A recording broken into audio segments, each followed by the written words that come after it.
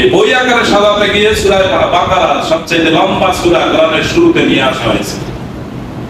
কত আয়াত? 286 আয়াত। এই সূরা ফাতিহার পরে কোরআনের প্রথম সূরা, এর মধ্যে অনেক বিধিবিধান আছে, কিন্তু সেই বিধিবিধানের শুরুতেই আল্লাহ তাআলা দুনিয়ার মানুষদেরকে 3টি ভাগে ভাগ করেছেন। প্রথম ভাগ হলো কারা? ঈমানদার। আলিফ লাম মিম যালিকাল কিতাবু লা রাইবা ফীহি।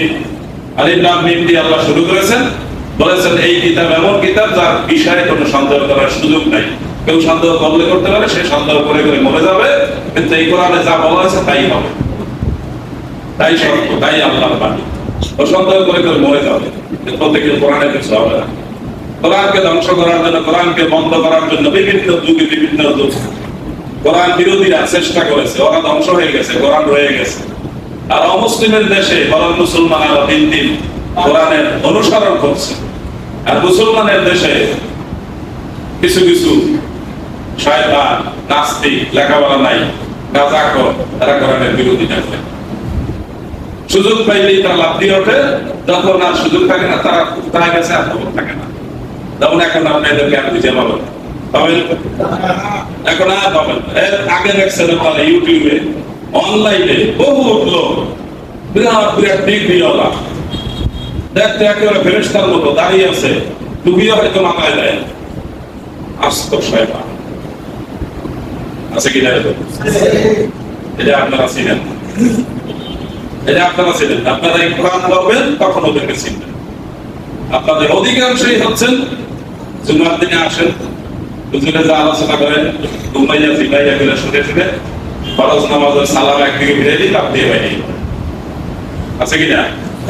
আপনাদের মধ্যে আছে, আপনাদের ভাষায় আছে, কিন্তু ধরিয়ে রাখেন, লাফ দিয়ে দিলে বাইরে যাবে। একদিকে সালাম ফিরে দিই, লাফ দিয়ে বাইরে যাবে। আসছে কিন্তু দুই দিকে ইমাম সাহেব সালাম ফিরাবেন, তারপর আপনি বলবেন আসসালামু আলাইকুম ওয়া রাহমাতুল্লাহ। আছে অনেকেরই অভ্যাস, অনেকের আগের যে অভ্যাস, সেই অভ্যাসে উঠি ইমামের আগেই সালাম ফিরাতে চেষ্টা করে। আর যদি সালাম ফিরাতে না পারেন, হাত দুইটা হাঁটুর উপর থেকে মাঝখানে নিয়ে বলি হাত পায়ে দেয়া, তারপর ওনার কাজ কষাকষি শুরু করে দেয়। এই যে বারবার বলতেছি ইমাম সাহেবের দুই দিকে সালাম ফিরানোর পরে আপনি সালাম শুরু করবেন, শোনে না, কানার মধ্যে ঢুকে না, মনোযোগ দেয় না, আসে যায়, নামাজ পড়ে। কয়বার বলা হয়েছে? একবার দিবেন না অনেকবার, তাতে এতক্ষণে সবাই শোনার কথা না। কিন্তু তারপরও এখনো দেখা যায় কিছু লোক অভ্যাসগত ভাবে আগের টাকা করতেছে। কেন? তার একটা দলিল আমরা অনেক আগে থেকে যে ঘুরে আসছি। দলিলটা কি? দলিলটা কি? অনেক আগে থেকে যে ঘুরে আসছে, অনেক হুজুর এটা দেখছে, বিরাট বিরাট হুজুর দেখছে, কিছু পাই নাই। 40 বছর পর, 60 বছর পর আজকে শুনলাম ইমাম সাহেবের দুই দিকে সালাম ফেরাতে পরে আপনার সালাম শুরু করতে হবে। এই নতুন হাদিস আপনার শুনতে চাই না। আছে কিনা? নতুন ইসলাম আসছে, নতুন ইসলাম আসছে। এটা এই ইসলামের কথা কোরআন হাদিসের ভিতরে আছে কিনা? আছে, আমি ডকুমেন্ট দিয়ে বলছি। সহিহ বুখারীর হাদিস আছে, ইমাম সাহেব যখন তাকবীরে তাহরিমা বলবেন আল্লাহু আকবার, তার বলা শেষ হইলে আপনি হাত উঠিয়ে তারপর বলবেন আল্লাহু আকবার। রাসূলুল্লাহ সাল্লাল্লাহু আলাইহি ওয়াসাল্লাম বলেছেন, ইয়া আইয়ুহান নাস ইন্নী ইমামুল লাকুম, ও লোকেরা আমি তোমাদের ইমাম। সুতরাং তোমরা তাকবীরে আমার আগে করবে না, রুকুতে আমার আগে করবে না, সিজদায় আগে করবে না, সালামেও আগে করবে না। সাহাবায়ে কেরাম বলেন রাসূলুল্লাহ সাল্লাল্লাহু আলাইহি ওয়াসাল্লাম যখন সামিআল্লাহু লিমান হামিদা বলে দাঁড়াতেন, এরপর তিনি আল্লাহু আকবার বলে তখন সিজদায় যেতেন। তিনি সিজদায় গিয়েছেন, তখন আমরা দাঁড়িয়ে দেখে তারপর সিজদায়। রাসূলুল্লাহ সাল্লাল্লাহু আলাইহি ওয়াসাল্লাম আল্লাহু আকবার বলে কোথায় গেছেন? সিজদায় গেছেন। আর পিছনে মুসল্লিরা কি অবস্থা আছে? দাঁড়ানো আছে। আর আমাদের মুসল্লিরা কি করে? ইমাম সাহেব দাঁড়ানো থাকে, উনি রুকুতে সিজদার দিকে চলে যায়, এবং সিজদার কাছাকাছি অথবা আগেও চলে যায়, মানে যায় আর বলে যে হুজুর তাড়াতাড়ি এসে আমি গেলাম, থামতে পারে না। ওনার কমকাবজাগুলো এত রেডি করা যে টাইম টু টাইম চলে যায়, মানে কমান্ড মানতে রাজি না। কমান্ডের আগে কি গুলি ছড়া যাবে? কমান্ডের আগে করা যাবে, কমান্ডারের কমান্ডের আগে করা যাবে। প্র্যাকটিস সাময়িক। রাসূলুল্লাহ সাল্লাল্লাহু আলাইহি ওয়াসাল্লাম কাতার এমন ভাবে সোজা করতেন, সাহাবায়ে কেরাম বলতেন মনে হয় যেন তীর ধরুন মারবেন, মানে এই জন্য সোজা করতেছে। একটু আঁকা বাঁকা থাকলে তাকে সোজা করে তারপরে আমাদের দেশের ইমাম সাহেবরা কেবলা থেকে মিডিয়া জায়গায় বসে থাকে, এদিকে একামত দিতে থাকেন, মুসল্লি আছে না মারা গেছে কোনো খবর নাই, ইমাম সাহেব সামনে এসে আল্লাহু আকবার নামাজ শুরু হয়ে গেছে। উনিকে তার পাশে কারা কোনো সম্পর্ক আছে? রাসূলুল্লাহ সাল্লাল্লাহু আলাইহি ওয়াসাল্লাম নামাজে দাঁড়ায় একামতের পরে কি বলতেন? কাতার সোজা করুন, সমান করুন, ইস্তাউ ওয়া'তাদিলু তারাসু, আসসাফুল আউয়াল ফাল আউয়াল, সামনের কাতার আগে পূরণ করুন, তারপর পেছনে যারা আছেন সামনে আগে আসেন, কাতারে ফাঁকা রাখবেন না, ফাঁকায় কি থাকে? এই কথাগুলো হাদিস শরীফে বারবার আছে, রাসূলুল্লাহ সাল্লাল্লাহু আলাইহি ওয়াসাল্লাম বলেছেন। এখনো মক্কা মদিনার ইমামরা 5 ওয়াক্ত নামাজে বলতে থাকে। আপনি ইসলাম কোন জায়গা থেকে শিখবেন? মক্কা মদিনা থেকে শিখবেন, কোরআন হাদিস থেকে শিখবেন। কিন্তু আপনি শিখতেছেন আরেক জায়গা থেকে, এই জায়গাটা আপনার কোরআন শেখার জায়গা। সুতরাং ইমামের আগে কোনোটাই নয়, এই কথাগুলো আমরা বারবার বলতেছি।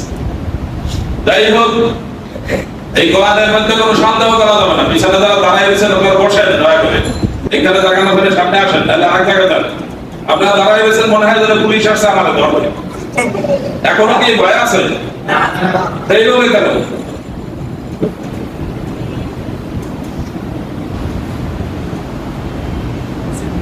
আপনারা একটু পিছনের দিকে তাকাবেন যে তারা কোনো ভাইরে আসছে, দাঁড়াইছে, আপনারা একটু জায়গা থাকলে ডাক দিবেন, ইশারা দিবেন। এই যে আকিলা লাকুম তাফাসসাহু বিল মাজালিসি ফাফসাহু ইয়াফসাহিল্লাহু লাকুম, এই কোরআনের আয়াত বারবার শোনাইছি, সূরা মুজাদালার 11 নম্বর আয়াত। তো যখন মানুষ আসে আপনি তাকে দেখলে আপনি একটু নওয়াজা দিয়ে তাকে জায়গা দেন, আল্লাহ আপনাকে জায়গা দিবেন। এই আল্লাহ শব্দ দিয়েছেন না, কি বলছেন? আপনি জায়গা দেন, আল্লাহ আপনাকে জায়গা দিবেন।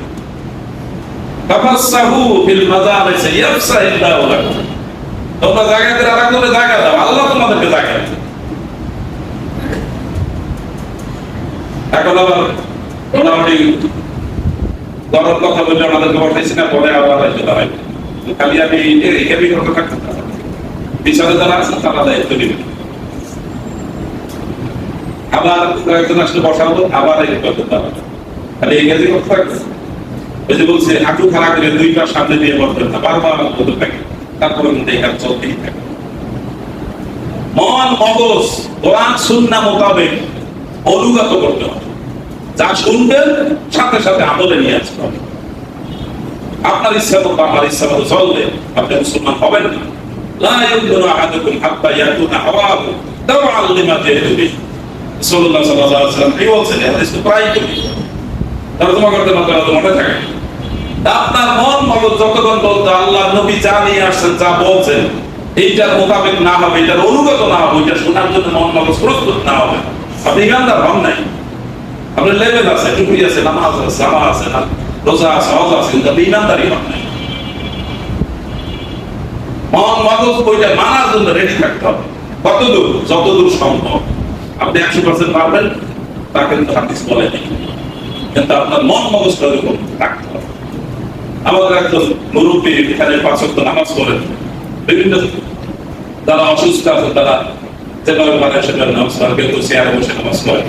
তার মুরব্বী বলতেছে, হুজুর চেয়ারে বসে নামাজ পড়তে আমার ভালো লাগে না, আসছি নামাজ পড়ার জন্য, আল্লাহকে শ্রদ্ধা করার জন্য চেয়ারে বসে থাকি, আমার কাছে ভালো লাগে, তাই জন্য খবরে বসে যেভাবে পারি তাই। তাহলে তাকে ওনার মনটা ওই ভালো তাহলে আল্লাহর কাছে আসছি, এখন আমি যেভাবে পারি সেভাবে বসি। আমি বলছি না যারা চেয়ারে বসে তারা নামিয়ে যায়, তাহলে আপনার অসুস্থ, আপনার যেভাবে সম্ভব এইভাবে বসে, এ ব্যাপারে আমার কোনো কথা নেই। আমি আপনাকে এমন গরম কথা দেবো না যে চেয়ারে বসে নামাজ পড়ে নামাজ হয় না, এই মতো আমি কখনো দেই নেই, এখনো দেই না। শুনছেন ঠিক মতো? আবার চেয়ারম্যান যারা আছেন তারা টিপে যাবেন, হ্যাঁ আমি এই কথা কখনো দিছি, কিন্তু আমি একজন মুরব্বীর কথা বলছি এখানে যে নামাজ পড়ে, তিনি বলছেন আমার চেয়ারে বসতে মনে চায়। এটা আনুগত্য, আনুগত্যই হলো ইসলাম। এক ওয়াক্ত নামাজ পড়ে নাই, 1 মাসের রমজান মাসের একটা রোজাও রাখে নাই, কিন্তু ঈমান গ্রহণ করছে, আনুগত্য করছে, জান্নাতে চলে গেছে।